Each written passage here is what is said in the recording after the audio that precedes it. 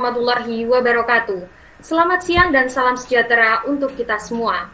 Teman-teman semuanya, apa kabar? Tentu baik ya, alhamdulillah. Senang sekali, perkenalkan saya Nurhandani Amira yang akan memandu sesi webinar pada kesempatan siang hari ini. Di sesi kali ini tentang CADS, yang dimana itu cegah anemia dari sekarang, teman-teman semuanya. Berbicara tentang anemia, pada fakta di lapangan, saat ini banyak remaja putri yang mengalami gejala dari anemia. Namun, masih sering diabaikan ya, oleh pemerintah untuk mengonsumsi tablet tambah darah juga belum merata. Nah, pada kesempatan kali ini, itu semua akan dibahas oleh pemateri kita yang saat ini sudah hadir menemani kita di siang hari ini. Langsung saja saya persilahkan kepada pemateri, Saudari Yuni Alfiana Diroh, untuk memaparkan materi. Dan nanti di sesi yang pertama, pemateri akan memaparkan materinya selama kurang lebih 20 menit. Kemudian disusul sesi kedua, yang akan ada diskusi dan juga tanya jawab. Untuk pertanyaan dapat disampaikan secara langsung ataupun secara diketik melalui kolom chat, dengan ketentuan menyebutkan nama dan pertanyaannya. Untuk itu, saya persilahkan kepada pemateri, Saudari Yuni Alfiana Diro, untuk memaparkan materi. Saya persilahkan. Baik, terima kasih kepada moderator atas waktu yang telah diberikan. Selanjutnya, saya mohon izin untuk share screen materi.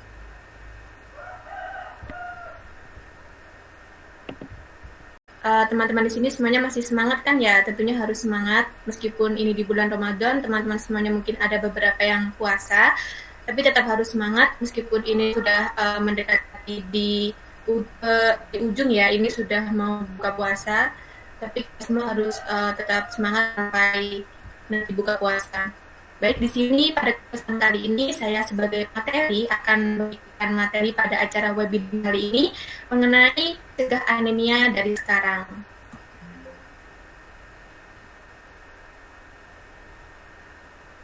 Baik, seperti pepatah mengatakan, tak kenal maka tak sayang, maka di sini kita kenalan terlebih dahulu. Di sini saya mohon izin untuk memperkenalkan diri saya. Untuk nama saya yaitu Yuni Alfiana Diroh, bisa dipanggil Alfi. Untuk alamat saya ini, saya dari Banyuwangi. Kemudian untuk pendidikan saya saat ini, saya sebagai mahasiswa yaitu Ilmu Gizi di Institut Teknologi Kesehatan Malang Widya Cipta Husada. Kemudian untuk materi yang nantinya akan saya sampaikan di acara webinar kita sore hari ini, yang pertama saya akan menjelaskan mengenai pengertian dari apa itu anemia, kemudian tanda dan gejala dari anemia, setelah itu klasifikasi dari anemia, penyebab anemia, dan bagaimana sih pencegahan anemia khususnya pada remaja putri. Nah teman-teman, di sini saya terdapat dua gambar, yaitu ada gambar sel darah merah pada orang normal dan juga sel darah merah pada orang yang menderita anemia. Nah, di sini teman-teman bisa lihat untuk kondisi sel darah merah pada orang normal, di sini untuk sel darah merahnya itu kandungannya dalam jumlah yang banyak atau mencukupi.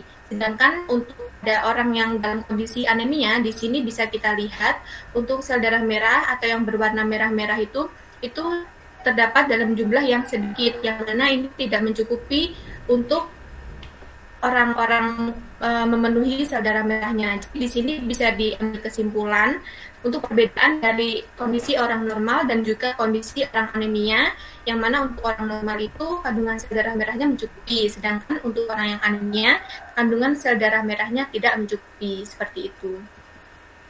Nah, kemudian selanjutnya di sini ada definisi dari apa sih itu anemia. Nah, mungkin di sini teman-teman ada beberapa yang sudah tahu anemia, namun mungkin ada beberapa yang masih kurang tahu ya apa sih anemia itu. Jadi anemia itu adalah suatu kondisi tubuh di mana kadar hemoglobin atau Hb dalam darah itu lebih rendah dari normal. Nah, nilainya yaitu Hb kurang dari 12 mg per desiliter. Jadi apabila Hb itu kadarnya kurang dari 12 mg per desiliter, itu bisa dikatakan orang tersebut mengalami kondisi anemia. Nah, kira-kira apa sih fungsi hemoglobin itu? Nah, teman-teman, hemoglobin itu fungsinya bagi tubuh manusia, yaitu sebagai hemoglobin itu ada dalam sel darah merah manusia. Nah, fungsinya itu sebagai pengangkut atau mengikat oksigen ke seluruh tubuh manusia atau fungsinya membawa oksigen ke seluruh tubuh manusia seperti itu. Kemudian siapa aja ya yang kira-kira dapat atau bisa mengalami kondisi anemia ini? Nah, tentunya banyak sekali yang bisa terkena. Yang pertama yaitu ada anak, kemudian remaja. Remaja ini bisa remaja laki-laki maupun remaja perempuan. Kemudian ada dewasa perempuan, kemudian selain itu ada dewasa laki-laki dan juga wanita hamil. Nah, di sini untuk anak itu sendiri, kenapa anak kok bisa mengalami anemia? Nah, anak bisa mengalami anemia itu bisa disebabkan karena banyak faktor seperti kurangnya konsumsi zat besi, kemudian ada juga yang anak itu mengalami anemia karena waktu dia lahir, dia sudah mengalami anemia sejak bayi. Kemudian akan terbawa ke dia masa menjadi ke yang lebih ke masa anak-anaknya seperti itu. Kemudian selain itu juga remaja. Remaja ini bisa remaja laki-laki maupun remaja perempuan. Nah, tapi lebih baik itu terjadinya pada remaja perempuan. Karena apa? Karena kan perempuan itu kan mengalami menstruasi setiap bulannya. Nah, itu juga bisa salah satu menjadi penyebab dari seseorang mengalami anemia. Kemudian selain itu juga ada dewasa perempuan, kemudian dewasa laki-laki, serta wanita hamil. Nah, berikut ini merupakan prevalensi dari anemia. Jadi, teman-teman, di sini ada prevalensi atau anemia atau angka kejadian anemia di Indonesia, kemudian di Provinsi Jawa Timur, dan juga di Kabupaten Malang. Jadi, di sini teman-teman bisa lihat untuk prevalensinya sendiri atau angka kejadiannya sendiri di Indonesia itu tergolong besar, yaitu senilai 32%, sedangkan untuk di Provinsi Jawa Timur sendiri itu senilai 42%, dan untuk di Kabupaten Malang itu sendiri senilai 20,28%. Nah, teman-teman bisa dilihat dari prevalensi ini tentunya sekitar 2-4 anak dari 10 anak itu mengalami anemia seperti itu. Kemudian bagaimana sih cara kita untuk mengenal tanda-tanda dari anemia itu seperti apa? Nah, teman-teman, di sini ada banyak sekali ya kita untuk mengenal tanda-tanda dari orang yang terkena anemia gizi besi. Yang pertama itu ada 5L. Nah, 5L itu apa saja? Ada lemah, letih, lesu, lelah, kemudian lalai. Selain itu juga bisa kita lihat dari sakit kepala, kemudian juga pusing. Selain itu ada juga pandangan mata berkunang-kunang, kemudian mudah mengantuk, mudah lelah dan sulit berkonsentrasi, serta bisa kita lihat dari kondisi fisik kita seperti muka, kelopak mata, bibir, kulit, kuku, dan telapak tangan kita itu menjadi pucat. Nah, itu tadi merupakan salah satu tanda-tanda dari anemia atau orang yang terkena anemia gizi besi. Nah, berikut ini merupakan klasifikasi anemia menurut kelompok umur. Nah, berhubung di sini kan teman-teman usianya masuk di sini ya, yang perempuan tidak hamil yang usianya lebih dari 15 tahun. Jadi di sini bisa kita katakan tidak anemia apabila kadar hemoglobin teman-teman itu di 12 gram per desiliter. Kemudian bisa dikatakan anemia dalam kategori ringan apabila kadar Hb-nya itu di rentang antara 11 sampai 11,9 gram per desiliter. Kemudian bisa dikatakan anemia sedang apabila kadar Hb-nya di rentang 8 sampai 10,9, dan akan dikatakan anemia berat apabila kadar Hb-nya itu tadi kurang dari 8 gram per desiliter. Nah, selanjutnya apa sih kira-kira penyebab dari anemia? Kok bisa terkena anemia tuh kira-kira penyebabnya apa ya? Nah, tentunya penyebabnya itu karena sel darah merah ya. Yang pertama itu karena produksinya sel darah merah ini kurang. Kemudian bisa disebabkan juga karena kehilangan darah secara berlebihan. Kemudian selain itu bisa disebabkan juga karena hancurnya sel darah merah yang terlalu cepat. Kemudian dari ketiga hal itu tadi disebabkan karena seseorang itu kekurangan konsumsi zat besinya. Nah, zat besi itu tadi bisa didapatkan dari makanan ataupun minuman sehari-hari kita. Kemudian faktornya juga bisa dikarenakan pendarahan hebat, seperti ibu yang melahirkan itu ketika kekurangan darah atau mengalami pendarahan hebat, itu di situ bisa mengalami anemia. Kemudian selain itu juga bisa disebabkan karena kekurangannya konsumsi vitamin B12 dan kekurangannya konsumsi asam folat atau vitamin B9. Kemudian selain itu juga bisa disebabkan karena kekurangan gizi atau malnutrisi, serta malabsorpsi atau ketidakmampuan tubuh untuk menyerap atau mengabsorpsi zat gizi tertentu. Nah, selain itu di sini ada juga nih dampak jangka panjang dari penyakit anemia. Nah, seseorang yang terkena anemia itu akan memiliki dampak jangka panjangnya. Kira-kira apa saja sih dampak jangka panjangnya? Pertama yaitu kebugaran. Kebugaran menjadi menurun. Kemudian bisa juga menyebabkan prestasinya menurun. Nah, kenapa kok bisa menyebabkan prestasi menurun, kebugaran menurun? Karena anemia itu tadi kan merupakan kondisi di mana tubuh itu kan kekurangan hemoglobin. Nah, hemoglobin itu kan fungsinya kan untuk mengalirkan atau membawakan oksigen ke seluruh tubuh. Nah, ketika tubuh kita kekurangan oksigen, maka kan otomatis tubuh akan mengalami lemah, letih, lesu karena kan oksigen itu kan sebagai sebagai makanan kan mungkin bagi sel-sel kita. Kita sendiri kalau misal kekurangan oksigen bagaimana? Kita kalau nggak nafas, kalau misal ada oksigen itu kita lemak kan itu. Nah, apalagi sama tubuh kita. Kalau tubuh kita kekurangan oksigen, maka kebugaran akan menurun. Nah, setelah kebugaran menurun, maka kinerja kita akan menurun. Ketika kinerja menurun, prestasi pun akan menurun. Kemudian selain itu daya tahan tubuh kita juga menurun dan kita makin mudah untuk terserang infeksi, kemudian terserang penyakit-penyakit infeksi karena disebabkan dari daya tahan tubuh kita yang menurun itu tadi. Nah, selanjutnya dampak anemia ini pada remaja putri akan terbawa sampai dia menjadi ibu hamil. Jadi di sini bahwa dirinya terkena anemia jangan dianggap remeh ya. Karena apa? Karena dampak dari anemia itu tadi akan terbawa sampai teman-teman nanti itu menjadi ibu hamil. Karena pastinya teman-teman di sini nanti mau jadi ibu kan ya, kan nggak mungkin kan kalau nanti kalian nggak mau jadi ibu. Pasti nanti kalian akan mengalami proses hamil, kemudian juga mengalami melahirkan. Nah, ketika teman-teman itu mengalami penyakit anemia ini tadi, itu akan berdampak yang sangat buruk ketika nanti teman-teman menjadi ibu hamil. Nah, kira-kira apa aja sih dampaknya dari anemia itu tadi? Yang pertama, akan meningkatkan resiko pertumbuhan janin menjadi terhambat. Jadi janin teman-teman itu nanti akan menjadi terhambat. Kemudian nanti anak akan lahir prematur. Kemudian anak lahir dalam keadaan berat badan lahir rendah. Kemudian setelah itu juga dapat anak mengalami gangguan tumbuh kembang seperti stunting dan juga gangguan neurokognitif. Kemudian selain itu untuk dampaknya juga akan mengalami perdahan sebelum ataupun saat melahirkan, yang mana itu akan bisa mengancam keselamatan ibu dan juga bayinya. Kemudian selain itu bayi lahir dengan cadangan zat besi atau Fe yang rendah, yang mana itu akan berlanjut anak mengalami anemia pada bayi dan juga usia dini. Kemudian itu juga akan meningkatkan resiko kesakitan dan juga kematian neonatal dan bayi. Nah, sebelumnya sudah saya jelaskan mengenai apa sih itu anemia, kemudian bagaimana tanda gejalanya, kemudian apa saja penyebab dan juga dampak jangka panjang. Nah, kira-kira di sini kalau untuk teman-teman yang belum sampai saat ini belum mengalami anemia atau mungkin dari teman-teman yang sudah mengalami, jangan khawatir. Di sini ada proses untuk pengobatan dan juga ada cara untuk mencegah untuk supaya teman-teman tidak mengalami anemia gizi besi itu tadi. Nah, kira-kira bagaimana sih cara mencegah anemia gizi besi itu tadi? Yang pertama yaitu kaya akan makan makanan zat besi. Jadi teman-teman di sini harus membiasakan dari sekarang untuk memakan makanan yang kaya akan kandungan zat besi.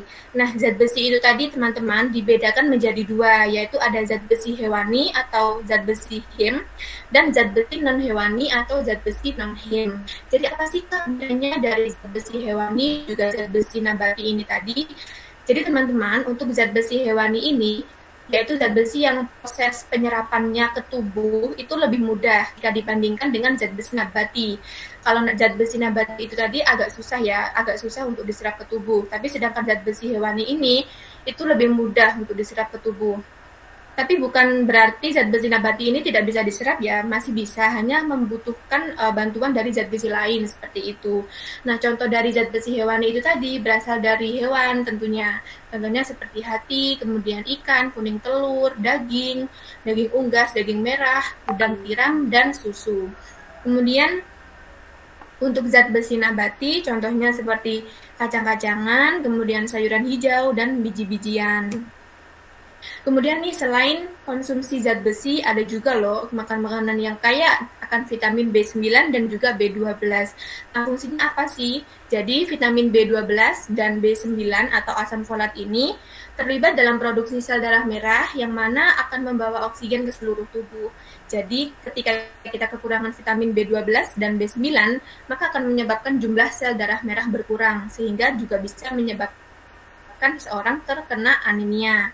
Nah, contoh-contoh makanannya bisa dilihat pada gambar di slide seperti bayam, kemudian kacang-kacangan, ikan, kemudian jeruk, kemudian kerang, kepiting, pisang, brokoli, dan lain-lain. Nah, tentunya ini contoh sebagian kecil ya.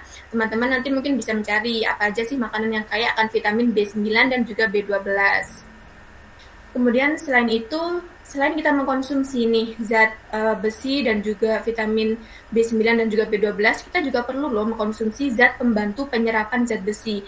Nah, seperti yang saya katakan sebelumnya kan ada kan zat besi non-Heme. Non-Heme itu tadi kan yang sulit untuk diserap oleh tubuh.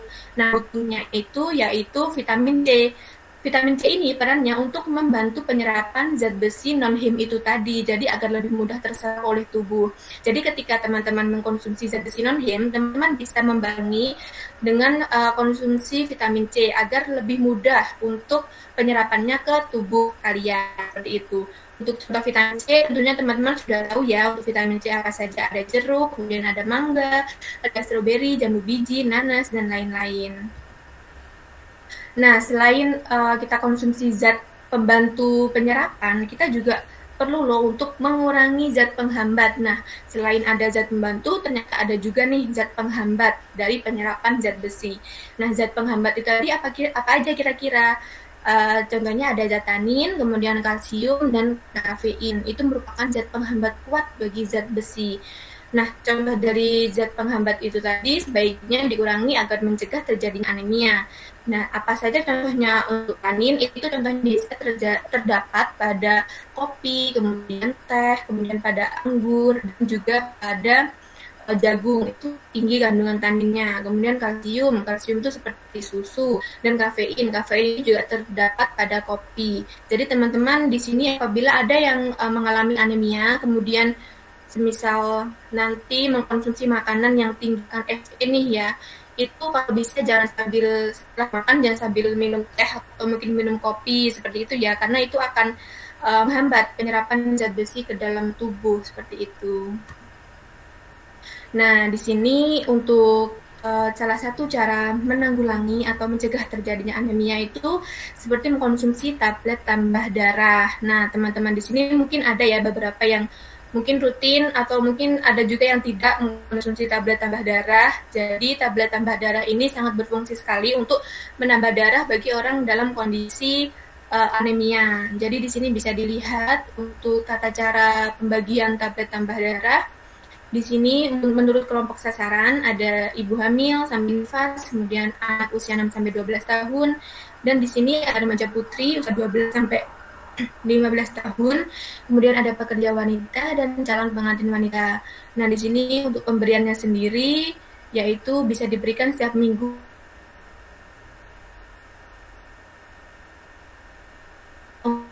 Ada dosis pencegahan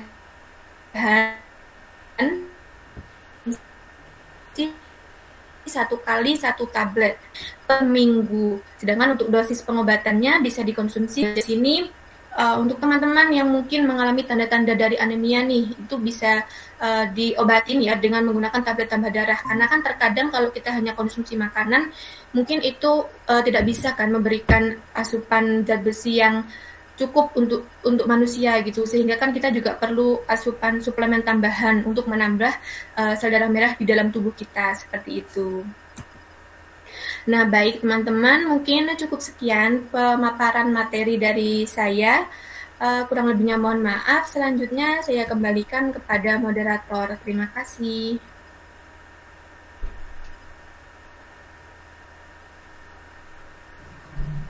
Baik, terima kasih. Saya ucapkan terima kasih kepada Saudari Yuni Alfiana Diro yang telah memaparkan materi.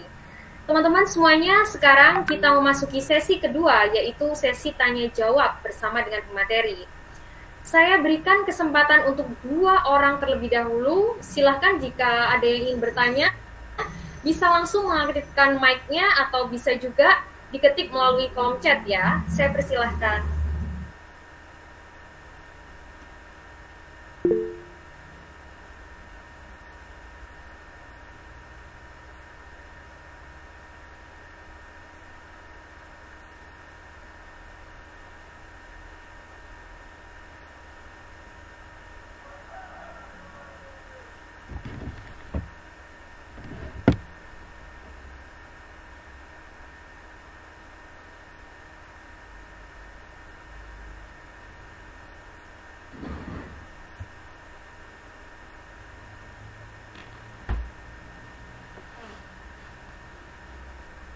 Baik, nampaknya di sini sudah ada 2 pertanyaan ya.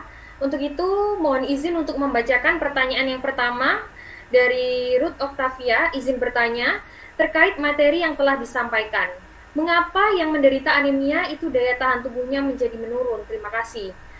Baik, kepada pemateri mungkin bisa menjawab pertanyaan dari penanya. Dipersilahkan. Baik, terima kasih atas pertanyaannya, moderator. Jadi tadi ada yang bertanya, kenapa orang yang anemia itu daya tahan tubuhnya menurun? Baik, izin menjawab. Jadi seperti yang sudah saya jelaskan sebelumnya, anemia itu kan merupakan penyakit kurangnya kadar hemoglobin di dalam sel darah merah tubuh manusia. Nah, sel darah merah itu salah satu fungsinya itu sebagai itu kan disebabkan karena kadar Hb-nya rendah kan. Hb itu kan untuk mengangkut oksigen ke seluruh tubuh. Nah, oksigen itu kan juga bisa sebagai daya tahan tubuh manusia karena ketika seseorang kekurangan oksigen, maka sel itu tidak akan dapat bekerja maksimal. Organ-organ di dalam tubuh itu tidak akan mampu bekerja seperti biasanya. Jadi, apabila anemia itu terus dibiarkan begitu saja tanpa diobati, maka dalam jangka panjang itu bisa merusak daya tahan tubuh manusia atau sistem kekebalan tubuh. Mungkin itu jawaban dari saya. Selanjutnya saya kembalikan ke moderator.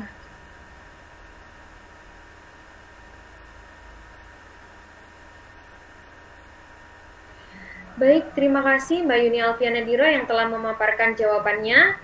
Mungkin dari saudari Ruth Octavilia, apakah pertanyaannya sudah terjawab?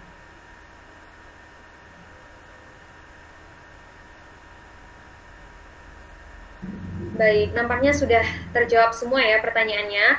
Baik, saya lanjutkan ke pertanyaan yang kedua, yaitu dari Dini Alia Fadista dengan pertanyaan, izin bertanya, mengapa anemia menyebabkan mudah lelah dan juga sulit untuk berkonsentrasi?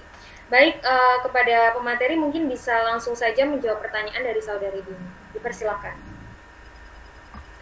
Baik, terima kasih moderator atas waktunya. Jadi mohon izin menjawab dari saudari Dini. Pertanyaannya, mengapa anemia bisa menyebabkan mudah lelah dan sulit konsentrasi?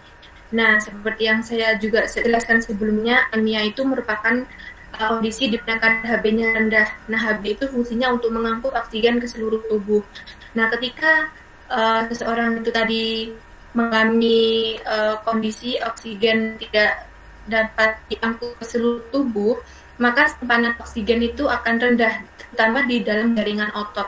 Nah, ketika simpanan oksigen itu tadi rendah di dalam jaringan otot, maka metabolisme otot itu akan terganggu, yang mana akan menyebabkan seseorang mudah lelah, seperti itu. Mungkin itu jawaban dari saya kembalikan ke moderator. Baik, terima kasih pemateri.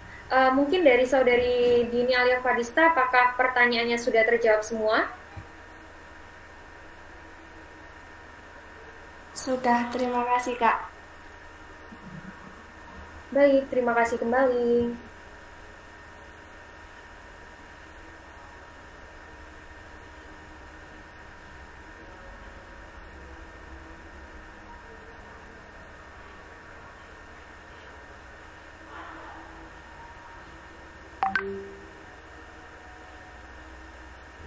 Baik, untuk sesi yang kedua kali ini dapat ditutup ya. Untuk yang terakhir, teman-teman yang berbahagia, alhamdulillah sesi diskusi pada hari ini sudah terlaksana dengan baik.